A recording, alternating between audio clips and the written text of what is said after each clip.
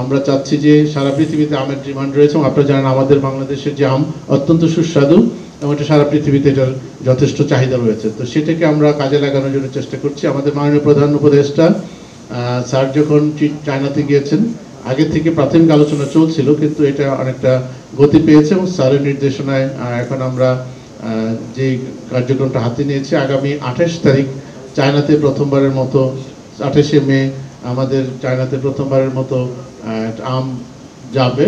এখন যেটা হচ্ছে যে এই আমটার এখন এটা অ্যাপ্রক্সিমেট আমরা plus minus 50 metric ton, but এটা হচ্ছে শুরুতে এটা একটা যাবে। আমাদের যে বিষয়টা নিয়ে কথা হচ্ছে, চায়না সরকারের সাথে আমাদের বিভিন্ন প্রভিন্সের গভর্নমেন্টের সাথে কার্যক্রম চলছে। আমাদের চায়নার যে স্থানীয় যিনি আমাদের অ্যাম্বাসেডর রয়েছেন তারও সক্রিয় অংশগ্রহণ রয়েছে।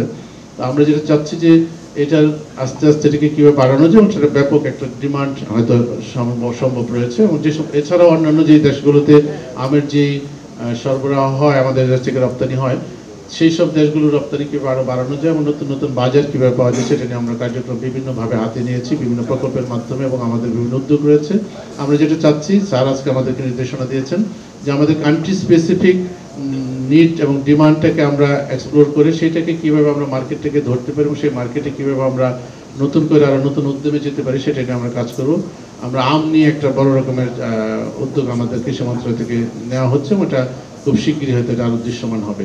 এছাড়া আমরা চায়নাতে আমের পাশাপাশি কাঁঠালেরও আমরা প্রক্রিয়া করার জন্য উদ্যোগ নিয়েছি, সেটা এখন প্রাথমিক পর্যায়ে রয়েছে, সেটা নিয়ে আমরা কাজ করছি। আর যেটা হচ্ছে যে অ্যাগ্রো প্রসেসিংয়ের মধ্যে এইসব ফ্রুটসগুলোকে, আমাদের যে সিজনাল ফ্রুটসগুলো রয়েছে সেগুলোতে আমরা চাচ্ছি যে কীভাবে এটাকে ভ্যালু অ্যাড করা যায় এবং অন্যান্য প্রসেস করে অল্টারনেটিভ মার্কেটে এবং বিভিন্নভাবে যেন সারা বছরে ক্যান হোক বা অন্য কোনোভাবে সেগুলো সংরক্ষণ করে আমরা কীভাবে বিক্রি করতে পারি। এটা ছিল আম নিয়ে আমাদের বিশেষ একটা সম্ভাবনার কথা এবং আমরা এটা শুরু করতে যাচ্ছি। যে কথাটা আমরা বলছিলাম যে আমাদের বর্তমানে ইন্টারিম গভর্নমেন্টের ক্ষমতা নেওয়ার পর থেকে আমাদের বেশ কিছু চ্যালেঞ্জ ছিল, কিছু প্রাকৃতিক, কিছু বাস্তবতার। যেমনটি বলবো যে আমাদের গত আগস্টের 18 তারিখ থেকে হঠাৎ করে আপনারা জানেন যে বন্যা হয় সারা দেশে, 23টি জেলায় 3 পর্যায়ে 3 বার বন্যা হয় এবং ব্যাপক ক্ষয়ক্ষতি হয়েছে, আমাদের ফসলের ব্যাপক ক্ষয়ক্ষতি হয়েছিল এবং আমরা এইটার জন্য কিন্তু অনেক আমাদেরকে কার্যক্রম হাতে নিতে হয়েছিল এগুলো মোকাবেলা করার জন্য। আমি যদি একটু সংক্ষিপ্তভাবে বলি, আমাদের প্রায় 15 লক্ষ কৃষক ক্ষতিগ্রস্ত হয়েছিলেন এবং এখানে প্রায় 33,400-600 কোটি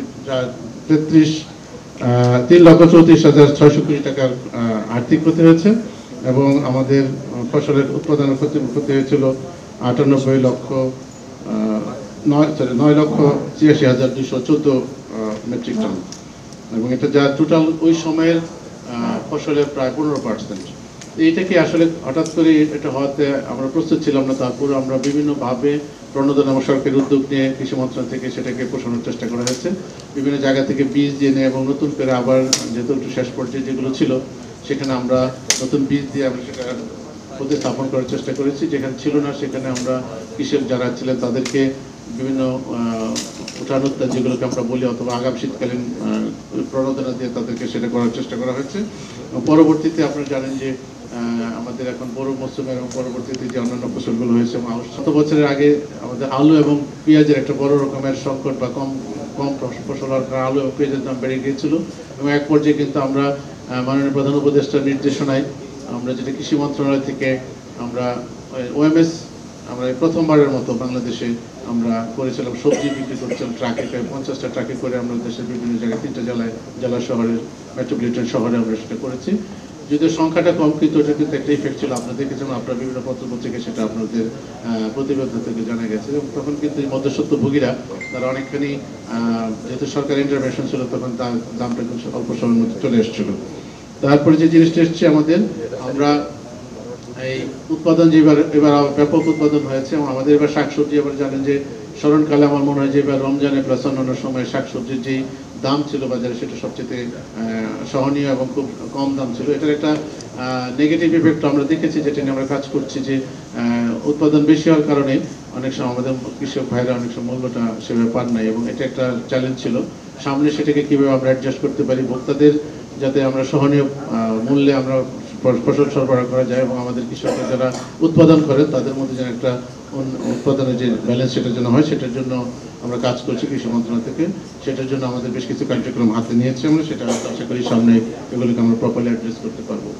তো আমাদের প্রেস সচিব মহোদয় যেটা একটা বলেছিলেন যে ইন্টারিম গভর্নমেন্টের সময় আসলে কিছু কার্যক্রম করার জন্য মাননীয় প্রধান উপদেষ্টা আমাদেরকে আগে নির্দেশনা দিয়েছিলেন। আমাদের মাননীয় উপদেষ্টার সার্বক্ষণিক দিক নির্দেশনা আমরা যে কাজগুলো এখন করছি, আজকেও আমাদের প্রধান উপদেষ্টা মহোদয় বিষয়টা আরেকবার আমাদেরকে নির্দেশনা দিয়েছেন এবং বলেছেন যে আমরা এই সময়ের মধ্যে দুইটা বিশেষ কাজ করার জন্য আমরা মন্ত্রণালয় থেকে উদ্যোগ নিয়েছি, যেটা আপনাদের কাছে একটু আমরা আজকে শেয়ার করব। পরবর্তীতে তো বিস্তারিতভাবে আর এটাকে আমরা শেয়ার করব। প্রথমটি হচ্ছে যেটা আমরা আগামী 25 বছর একটা দীর্ঘমেয়াদী একটা স্ট্র্যাটেজিক এগ্রিকালচার স্ট্র্যাটেজিক প্ল্যান করার জন্য আমাদেরকে মাননীয় প্রধান উপদেষ্টা নির্দেশনা দিয়েছেন। যেমনটি সেটা কীরকম হবে, আমরা প্রতি বছরে যে আমাদের ইয়ার টু ইয়ার ডেমোগ্রাফিক যে প্রজেকশন, জনসংখ্যার যে বৃদ্ধির যে প্রজেকশন, সেটা আমরা নির্ধারণ করবো এবং নির্ধারণ করে বেসিক ফুডের জন্য আমাদের কী ধরনের নিড অ্যান্ড ডিমান্ড থাকবে সেটা আমরা ওখান থেকে বের করব। তারপর যেটা হচ্ছে শুধু আমাদের হিউম্যান কনজাম্পশন নয়, non human consumption, poultry, fisheries, livestocks এবং আদার যে বিভিন্ন বনের যে পশু পাখি বা অন্যান্য যা তাদেরও কিন্তু আসলে আমাদের উৎপাদিত ফসল থেকে তাদের খাবারটা হয়, সেগুলোকে ক্যালকুলেশন করে আমাদের ফিশারিজ অ্যান্ড লাইভস্টক মিনিস্ট্রি তাদের পার্টটা তারা করবেন। কৃষি মন্ত্রণালয়ের অংশটিতে আমরা আমাদের যে আইটেমগুলো রয়েছে সেগুলোর জন্য আমাদের কী পরিমাণ চাহিদা থাকবে সেটা নির্ধারণ করা হবে। সেই নির্ধারিত চাহিদা অনুযায়ী আমরা কিভাবে এইটাকে ফুডটাকে আমরা নিশ্চিত করতে পারবো সেটা নিয়ে কাজ করার জন্য আমাদেরকে মাননীয় প্রধান উপদেষ্টা নির্দেশনা দিয়েছেন, যাতে করে আমরা দীর্ঘমেয়াদী একটা পরিকল্পনা নিয়ে সেটাকে চেক করতে পারি। তো সেটার জন্য আমাদের যেটা আরেকটা নির্দেশনা এসছে এবং আমরা যেটা ভাবছি যেটা হচ্ছে যে আমাদেরকে নিরাপদ খাদ্যের নিশ্চয়তা দেওয়ার লাগবে, সেটার জন্য কাজ করতে হবে এবং সেটা যেন নিউট্রিশন বা পুষ্টিকর খাদ্য হয়। তো আমাদের যেটা আমরা করব যে safe nutritious food security ensure করা for both human and non human consumptions, এটা আইডেন্টিফাই করে আইটেম ওয়াইজ আমাদেরকে কীভাবে সেটাকে করা যায় সেটা নিয়ে আমরা কাজ করার জন্য আমরা উদ্যোগী হয়েছি। এবং এটার জন্য যে কাজটা হবে, আমাদের যেহেতু কৃষক ভাইরা মূলত এগুলো আমাদেরকে মাঠ পর্যায়ে করবেন, সেজন্য আমাদের সবসময় খেয়াল রাখতে হবে। মাননীয় প্রধান উপদেষ্টাও আমাদেরকে বলেছেন যাতে কৃষক বান্ধব একটা প্রক্রিয়া যেন হয়। নগদ পেমেন্টে 500 টাকা পর্যন্ত ক্যাশব্যাক আর লেনদেনে প্রতিদিন ডিপ ফ্রিজ এবং ঘন্টায় ঘন্টায় এসি টিভি সহ দারুণ সব গিফট।